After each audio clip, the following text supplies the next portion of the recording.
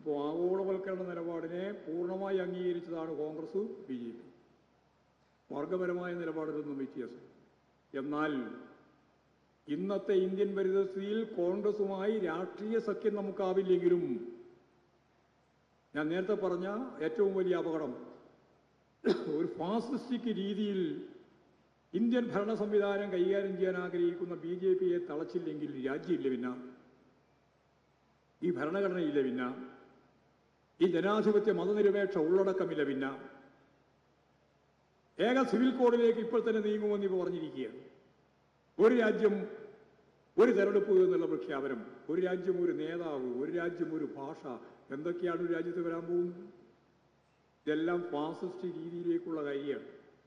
ഇതിനെ പ്രതിരോധിക്കാൻ മതനിരപേക്ഷ ഉള്ളടക്കമുള്ള എല്ലാവരെയും ചേർത്ത് മുന്നോട്ടേക്ക് പോകാൻ സാധിക്കണം.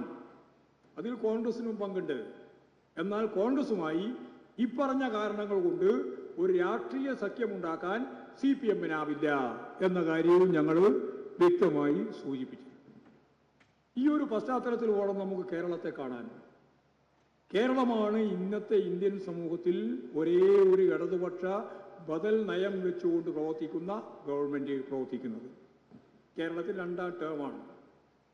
ഇടതുപക്ഷ ജനാധിപത്യ മുന്നണി ഗവൺമെന്റിന്റെ 1ാമത്തെ ടേം കഴിഞ്ഞു. 2ാമത്തെ ടേം വരില്ല എന്നായിരുന്നു മാധ്യമങ്ങൾ ഉൾപ്പെടെ എല്ലാം പ്രതീക്ഷിച്ചത്.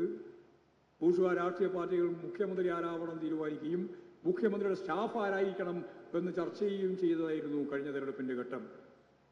8 ഏജൻസികൾ, കേന്ദ്ര ഏജൻസികൾ സ്വർണ്ണക്കള്ളക്കടത്തുമായിട്ട് ബന്ധപ്പെട്ട് മുഖ്യമന്ത്രിക്കെതിരായി, മുഖ്യമന്ത്രിയുടെ കുടുംബത്തിനെതിരായി എന്തെല്ലാം പ്രചാരവേലകൾ നടത്തി. മാത്രമല്ല 17ാം ലോക്സഭാ തെരഞ്ഞെടുപ്പിന്റെ ഭാഗമായിട്ട് അവർക്ക് 123 സീറ്റ് BJP കോൺഗ്രസിന് 123 സീറ്റിൽ അസംബ്ലിയിൽ ഭൂരിപക്ഷം ഉണ്ടായിരുന്നു.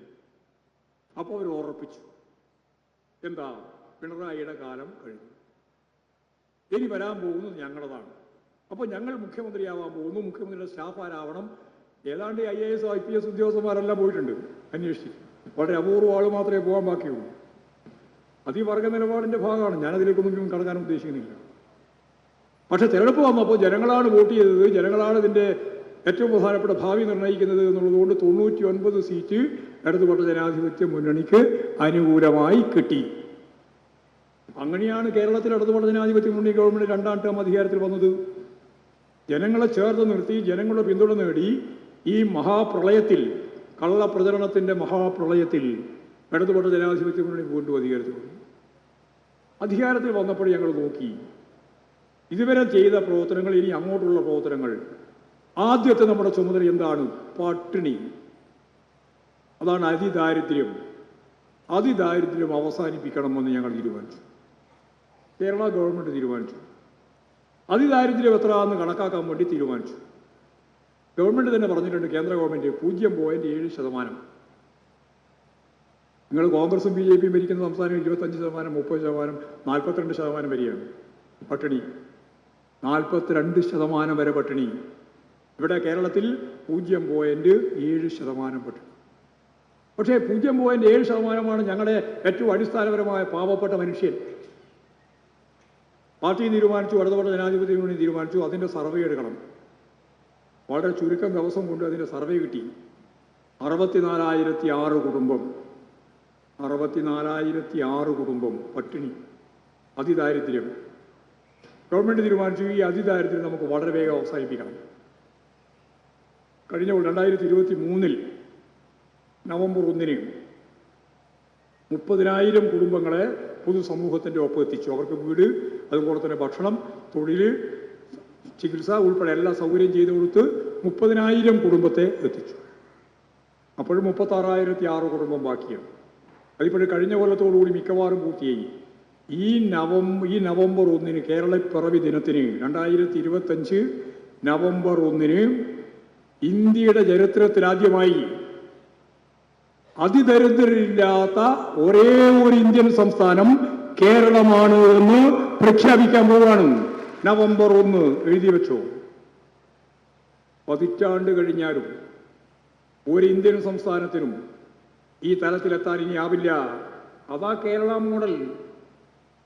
പതിറ്റാണ്ട് കഴിഞ്ഞാലും ആവില്ല. 42%, 25%, 30%, 18% വരെയാണ് തമിഴ്നാട് ഉൾപ്പെടെ. ഇവിടെ 0.7% ഉണ്ടായിരുന്നതാണ് നേരത്തെ. 0.5 കേന്ദ്ര ഗവൺമെന്റ് കണക്കിൽ. ഇനി ഇപ്പോഴ് 0%. അതിദരിദ്രരില്ലാത്ത ഇന്ത്യയിലെ ആദ്യത്തെ സംസ്ഥാനം കേരളം. ഇതാണ് ജോർജ് കുര്യൻ പറയുന്നത്. നിങ്ങൾ ഇങ്ങനെ മെറിറ്റ് പറഞ്ഞ് നടന്നാൽ നിങ്ങൾക്കൊന്നും കിട്ടാൻ പോകുന്നില്ല. അതിൻ്റെ അർത്ഥം നിങ്ങൾക്കൊന്നും തരാൻ പോകുന്നില്ല.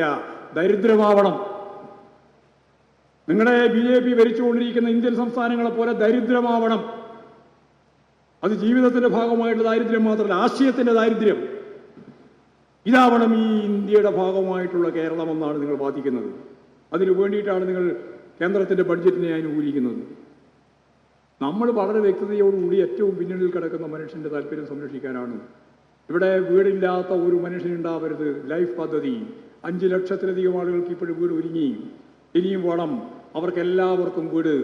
അങ്ങനെ വന്നാൽ പാവപ്പെട്ട മനുഷ്യന് മുതലാളിത്ത സമൂഹത്തിൽ കയറിക്കിടക്കാൻ ഇടമുണ്ട് എന്ന് പ്രഖ്യാപിക്കാൻ കഴിയുന്ന ഇന്ത്യൻ സംസ്ഥാനം കേരളമായിരിക്കും എന്നുള്ളതാണ് കൃത്യമായ ഉറപ്പ്. പട്ടിണി കിടക്കുന്ന മനുഷ്യനില്ല, കയറിക്കിടക്കാൻ ഇടമില്ലാത്ത ഒരു മനുഷ്യനും ഉണ്ടാവരുത്. പൂർണ്ണമായിട്ടില്ല, പൂർണ്ണവും